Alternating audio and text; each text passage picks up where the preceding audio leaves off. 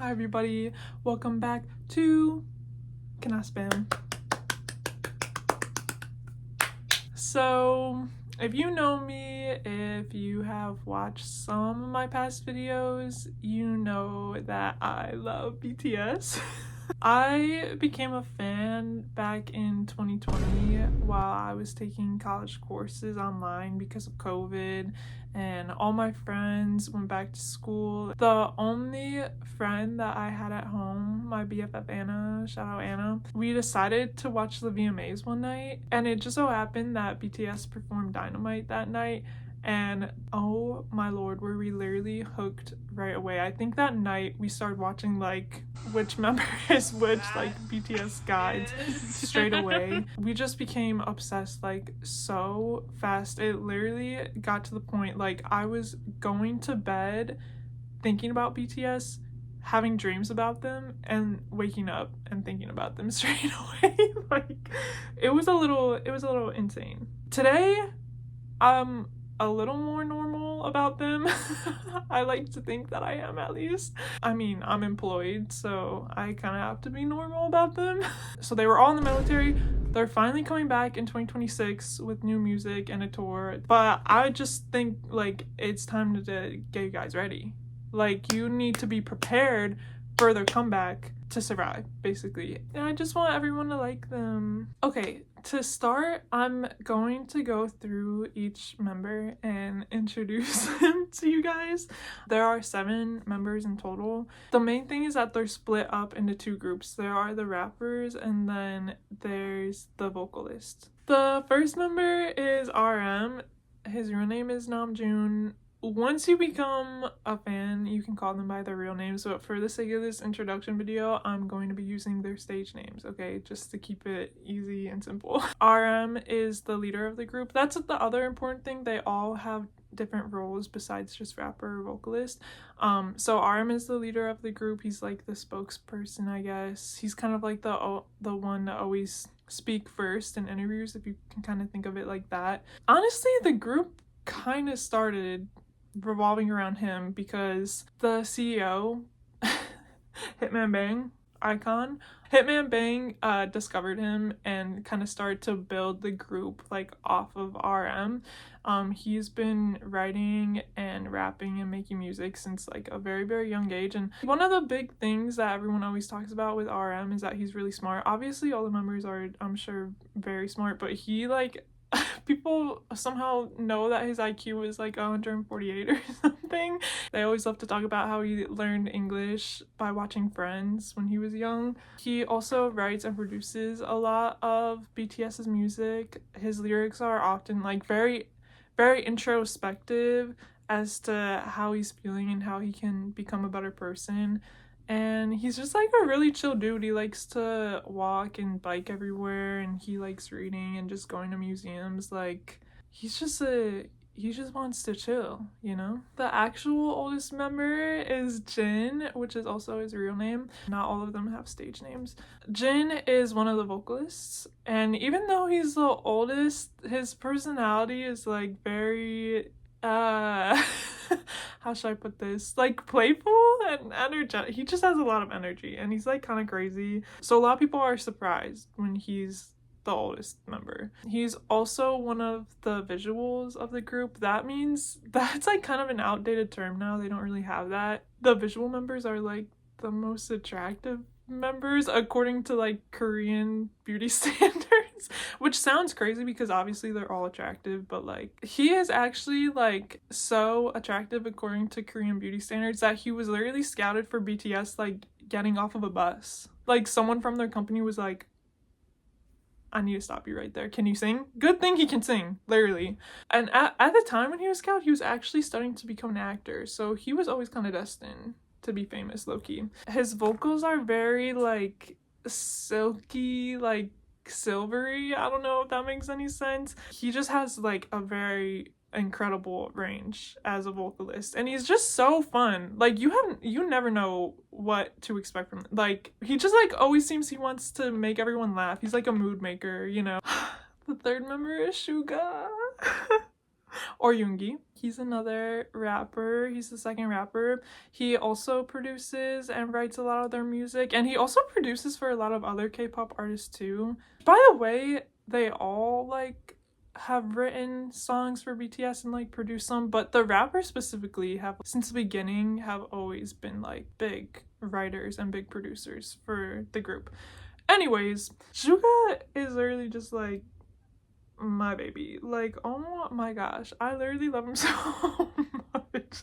He's when I first like started to get into them, he's just very quiet. So I kind of didn't really vibe with him at first. I just didn't know like his personality, especially in American or like Western interviews. He's just so quiet. That doesn't mean that he's like boring or weird or anything. He's just like very observant, and he's kind of like a silent killer, you know? Like when he does say something or makes a joke, it's literally the funniest thing you've ever heard in your entire life. Like you really have to watch a lot of their own content in order to like understand his personality, if that makes any sense. This man has low-key been through a lot. When they were training to become BTS, he like got hit by a car because he was delivering food. He used to work as a delivery driver, and he got hit by a car and like destroyed his shoulder, and then his shoulder was in pain for like 8 years, and then in 2020 he finally got fixed and like all this other stuff. And he just like is very open about his mental health struggles that he's had in his life, and he writes, that's like what a lot of his lyrics are about, is his experience with depression and stuff like that, and anxiety. The next member is J-Hope or Hobie. He is the last rapper out of the three, so there's RM, Yoongi, and then J-Hope is the last rapper. Another big producer and lyricist for the group. He is also the main dancer. He was like a super well-known street dancer in Korea when he was younger, and like that's how he was scouted and stuff. His style of dance is like so energetic and so sharp, and it's like crazy to watch him dance. He is so talented. He's just like his personality is like very upbeat. Like I always kind of gravitate towards his verses because they're so like, it's just so much fun like listening to him rap. He is truly like an all-rounder because he has insane stage presence, and obviously all of them have great stage presence, but sometimes it's like you really can't help but look at him because he is just so, the way he dances is like insane. He's super into fashion. I'm always so jealous like how clothes fall on him. Like somehow he makes everything look good, and I get so jealous, like especially when he wears a t-shirt. I want to look like that, you know? Then we have Jimin. Oh, Jimin. I remember when I was getting into them, Jimin was just like he's so striking. He's literally like the most beautiful man I've ever seen in my entire life. I'm not even kidding. He's another vocalist. He's also one of the main dancers as well, but unlike how J-Hope is like street dance, Jimin was in school, I'm pretty sure, like learning contemporary dance, so he is very technical and like graceful in his movements. It's always easy to recognize Jimin's voice in songs because he has a much higher pitch than everyone. Wow, I like can't believe that Jimin's real. Then we have V or Taeyoung. He's another vocalist, also another one that's really easy to like pick up on whose voice is who because his is very deep. Unlike Jimin's, which is really high, his is really deep. He's also another visual member. I would say V is the one who pulls in the most locals. Like any red carpet appearance that they have in America, whatever hair color he has, it's always going viral. Like people are always asking who's the guy with the red hair, who's the guy with the blue hair, like depending on what color he has, because he is so handsome. Even before, like when I was not into them, I always was like, who is that? If I ever saw him, I was like, wait. But he's also just such a cutie patootie. Like his vibe is very like jazzy and cool and hip and mysterious, but also not at all. Like he's just cool. Like wow. Last but not least, we have my ultimate pook of all time, the Jungkook. Okay, so that is literally the love of my life. Oh, Jungkook is the main vocalist and the center, so that usually means he sings like a lot of the chorus and is usually like the center of dances. His nickname is literally the Golden Matinee, which means he's just naturally good at literally everything. It's like kind of frustrating to watch because obviously he's already really good at singing, he's obviously really good at dancing, he has amazing stage presence, but then literally you will watch him try like something for the first time and he's amazing at it. Like, it pisses me off low-key because I'm a type of person where I want to be good at something right away, and if I'm not, then I'm just not. I stop doing it immediately, and that means I barely have any hobbies.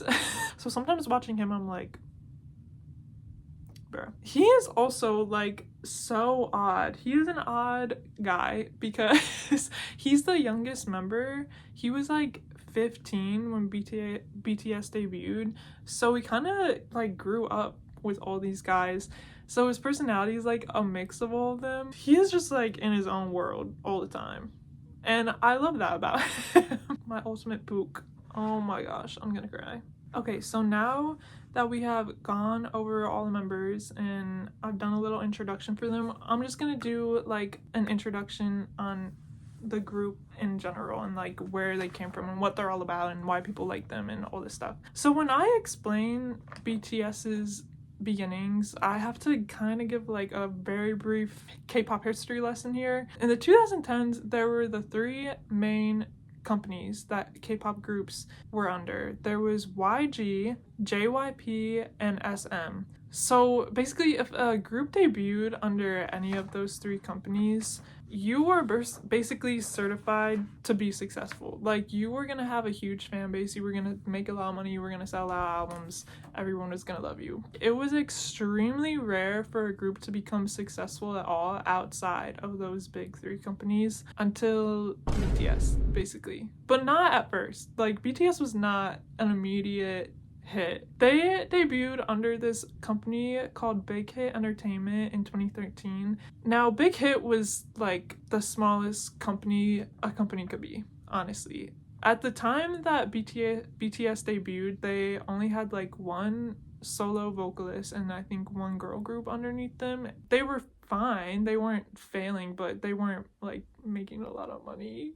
They had like a super small building with tiny practice rooms, a small like staff working with them, and a dream. Basically a lot of talent and a dream. But honestly, it kind of worked out in their favor because since they were such a small company, they kind of really had nothing to lose.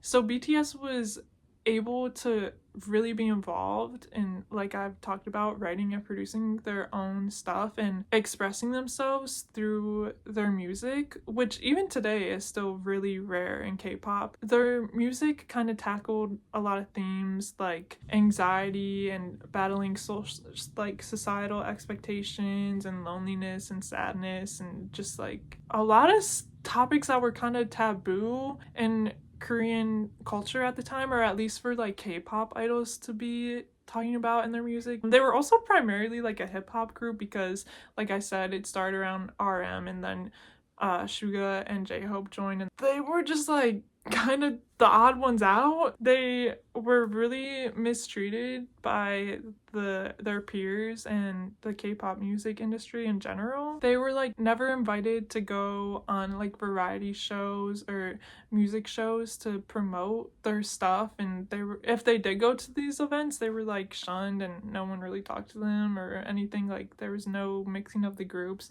The first 2 years, like 2013 to 2015, they were not having a great time. By 2015, they pretty much had like one more chance to try and break through, or else Big Hit was probably gonna go under and BTS was gonna be disbanded. Then it came along their album, The Most Beautiful Moment in Life Part 1. The single off of that album was I Need You. This was a lot different for them because, like I said, they were mainly hip-hop, and now they were starting to experiment with like a lot more genres and like other styles of music. The single I Need You, the music video is like literally the entire movie, and it kicked off this entire thing called the BTS music universe, which I can get through in a different video, but like I can literally not start talking about it now because it is so much. But it was very different from like all the other K-pop music videos. It's literally kind of crazy. The first time I watched it, I was like, Hello? It was crazy. But it was their first win on like music shows, and it just shot them straight to mainstream success. Honestly, they've only been going up from there. By 2017, they had their big breakthrough in the US with DNA. That was the first time that I heard of them, at least. And that's really when they started to perform on like American award shows and American late night TV shows and stuff, and they started going on ginormous, huge, successful tours like the Love Yourself series, and they just kept growing and were literally like honestly unstoppable. Like every hit, every song that they put out was like smash after smash.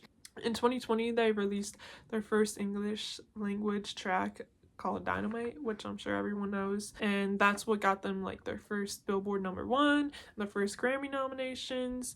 I'm pretty sure in 2020 and 2021 they were the best-selling artists of both years, so like they were literally everywhere. They were as huge as you could be, honestly. But people are still like really confused as to why BTS are so popular. The reason why they're so successful and why so many people love them is obviously because of their music. Like, first things first, their music is just, they cover so many genres. Everyone can find at least one song by them that they would like, I swear. They're covering pop, they got R&B, rap, jazz, funk, dance, electronic music, like etc, etc. You can literally they have something for everyone. Their lyricism is so beautiful, like I said, since they write their music, it's very authentic and not garbage.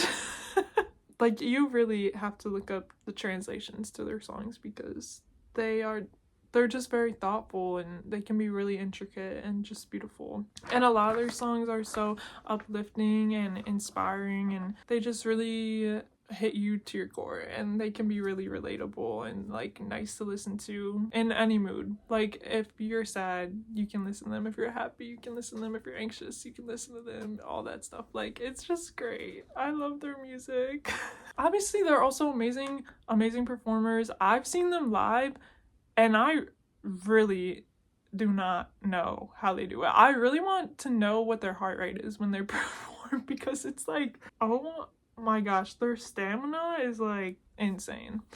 Their choreography is like some of the most impressive choreography and performances in K-pop slash just music in general. And they are so sharp and clear and in sync and energetic. Like, I have literally never seen a single performance where any of them were lacking, or like any of them I was like, oh, they're tired today, you know? And their personalities are so fun, and they have so much content to get to know them and to keep you entertained. And like, K-pop just has an amazing system where you really feel like you know them, which obviously I know that I don't, but like, yeah, you just like never feel alone, which I know sounds kind of crazy, but like for me, like I said, I got into them during 2020 when I was at home and I didn't have a lot of my friends at home. Like, they were all out at school. It was just like a very lonely and like kind of sad time for me, because they're so bright and happy and inspiring and relatable and upbeat. Like, I just didn't feel alone, and it helps like with their fan base. They're so passionate. It feels like a community. You honestly become part of a community when you become a fan of them. Like, it sounds crazy. I know it kind of sounds like a cult, but like, it's not. It's just for fun, okay? If you want to get into BTS, I will link in the description a playlist on my channel to watch like a bunch of their music videos and choreography, and they have like a show called Run BTS and all this stuff that I watched when I was getting to them. I'll link down below. I'll also make a playlist for music like to get into them. I'm literally jealous thinking about people like discovering them for the first time. Like, it was just so fun. I just was never bored, and I was always having a good time. I apologize to everyone when I was really crazy about them. Like, I would not shut up and I was always posting stuff about them. Like, I'm sorry, I apologize for being annoying, but like, they just I just like love them. I'm sorry, and I just want you guys to like them and just give them a chance, please. Hopefully this video was kind of interesting. Hopefully you learned a lot, And hopefully I wasn't annoying or cringy, but honestly I don't really care. Please look forward to more kenahspam soon, and listen to BTS. Bye.